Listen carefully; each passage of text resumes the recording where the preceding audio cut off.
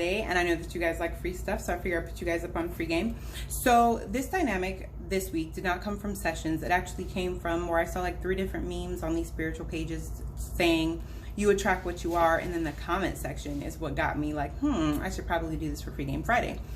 The comment section was more of mostly females saying, that's not true because I am loving and faithful and caring and giving, and he was narcissistic and a cheater and manipulative and a liar. Okay, cool. Totally understand. So I'll give you an example of why this statement is true. So what the memes don't tell you is that it's not the entire person that you embody that attracts you guys. It's actually 1 or 2 or sometimes several different dynamics. So I'm just going to use like the narcissist and empath dynamic because that's pretty common. So you have a narcissist who is just very manipulative and vindictive and all that, and then you have your empath who's very loving and accommodating and all that jazz. So what's common with most narcissists is that they're extremely insecure. Like no matter what they tell you, they're very insecure, and they also want to be loved. They're not capable of giving love or receiving love, but they do want love. Same thing with empaths. Most empaths give their love to so many people that they very rarely receive it in return, and that's something that they want. They want to be loved. And for numerous reasons, it's very common for empaths, especially younger empaths or empaths who are not aware that they're empaths and still kind of finding their place, to be very insecure.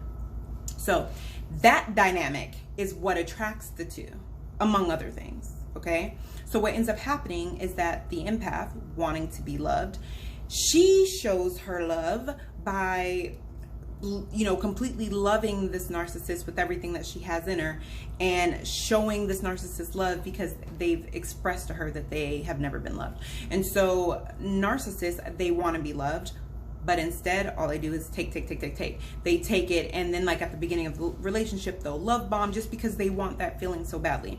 They don't know how to return that, and so it becomes a toxic dynamic. Also, narcissists are extremely insecure. So what they do to deal with that insecurity is they completely rip into their empath and kind of ripping apart to where the empath is even more insecure than they were before. And with an empath, because they know what insecurities feel like, they love on the narcissist's insecurity. So that just goes to show how you have 2 different people, 2 different dynamics, but they have common core things that attract them. It's the same thing when you have like 2 people that have abandonment issues. This is another one that I see, where you have one person who, how they deal, it's normally the female, how she deals with her abandonment issue is that she breaks her own boundaries and she goes above and beyond, trying to show the man, in the cases that I've seen, that she's worth staying with. Like, look at all, in her mind, she's thinking that one day that he's gonna wake up and be like, oh my gosh, like, look at everything that she's done for me. Look at the times that she's put herself aside for me. Oh my gosh, like, this is someone who's worth spending the rest of my life with. And then for him, he's had so many things taken away from him in his life that caused the abandonment issue, that now he has an issue with wanting to be in control. So if he's in control of how someone leaves his life, it doesn't hurt so bad. So a lot of times he is very mean and very distant and very cold, which only makes the woman that has the abandonment issue want to try harder to try to prove to him that she's not going anywhere. And then he's like loving her from afar and like pushing her away and like just being really, really mean to her, as a way to protect himself and control. Well, if she leaves now, I totally understand why she left, because I was doing the most, so it makes complete sense to me. She didn't just leave, like, it makes sense. So they get to control how the person leaves their life. So in that situation, again, you have 2 people who have the same issue which attracted them, but how they deal with that issue is completely different. Make sense?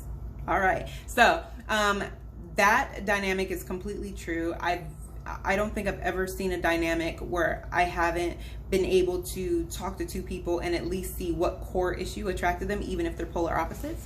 The only way that you can attract better, if you notice you're attracting a certain type of pattern person, is to heal that common core issue, because as you do that, you will attract another healed person who, so that's how that goes. So that's when you hear people say heal, like, you attract better when you do better. So when you heal those common core issues, you attract people who have healed those issues and healed other things, and then you guys attract each other from that. So Hope that makes sense. I hope that helped. And I hope that you guys have a super awesome weekend. And remember, failure is only a blueprint of what not to do the next time. All right, I'll see you guys next week.